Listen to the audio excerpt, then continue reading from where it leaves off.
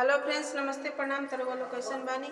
तो हम सालू मिश्र ऑफिशियल ब्लॉग पर स्वागत करते हैं। तो आज हम सुनाए बहुत सुंदर बाई बेटी के विवाह गीत है, दर्द भरा बात। जैसन भी लगी कमेंट में बताएंगे। के करा हीरो वाले गंगा बड़ी आइले, के करा रोले जमुना बड़ी आस, के करा रोले जमुना बड़ी आस।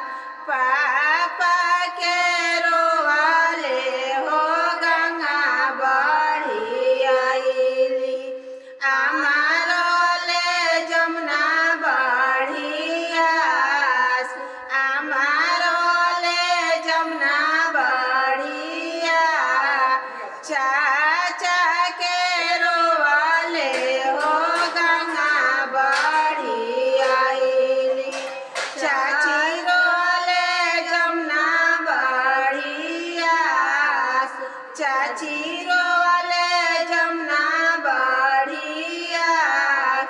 के मुझे कहे बेटी सूती उठी आई हा, के कहे आया छावा माँ, के कहे आया छावा माँ। के मुझे कहे बेटी नीति उठी आई हा, के कहे आया छावा माँ।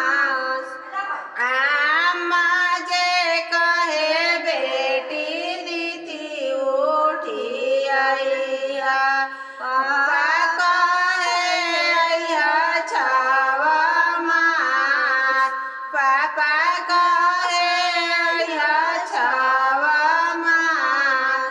भैया जे कहे बहिनी का जपरो